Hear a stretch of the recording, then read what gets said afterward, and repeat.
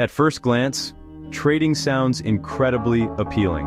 With just a smartphone, an internet connection, and a few taps on the screen, you can instantly become a trader. No degree required, no huge capital, not even much knowledge. Anyone can step into the market. And the fascinating part is, in your very first trades, you might actually make real money. Because it's so easy to start, trading has become one of the most addictive professions. Yet it's also the path where the majority of people fail. It sounds like a paradox. Easy to begin, but extremely difficult to win. Why is that? Trading. So easy. Anyone can try.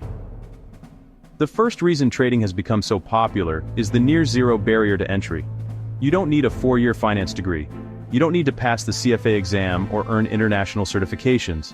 Just download an app, create an account, deposit a little money, and suddenly you're placing trades like a professional. You might even make money right from the start. That feeling of easy money is dangerous because it plants the belief. Trading is simple. I can totally do this. And that's the sweet trap the market sets. Deadly overconfidence. When something is too easy to start, people naturally become overconfident. You think you don't need to study, practice, or plan. You've probably heard that 90–95% of traders lose money. But deep down you tell yourself, I'll be in the winning 5%. This illusion of being immune to failure drives many to jump headfirst into the market with reckless confidence. But the market shows no mercy. Trading. Anytime, anywhere. Another reason trading is so addictive is its sheer convenience. You can sit in a coffee shop, open your phone, watch the flashing red and green charts, and with one click, you either make money or lose it. You can trade anytime, morning, afternoon, evening, even while lying in bed. This convenience creates an illusion of control, making you think you can master the market at any moment.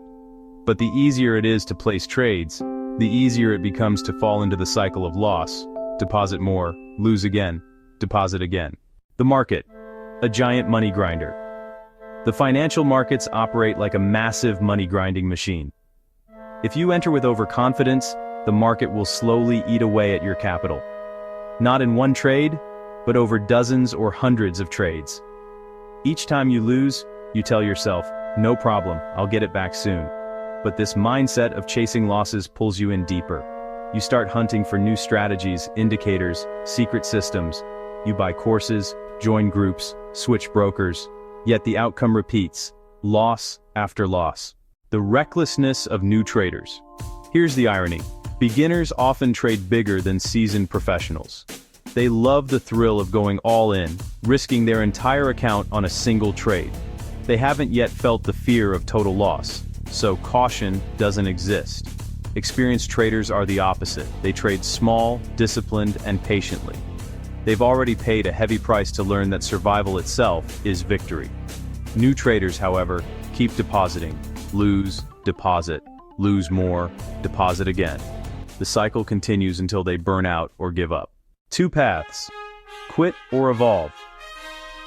After countless failures, traders face 2 choices. Quit, or keep pushing forward to evolve. Most quit. They realize trading isn't the money printer they once imagined. But a small minority choose the harder path. They start treating trading as a profession, not a gamble. They commit to learning, building strategies, and most importantly, training their mindset. The biggest enemy, psychology. A strategy alone won't save you. Psychology alone won't either. But when you combine both, you have a chance at consistent profitability.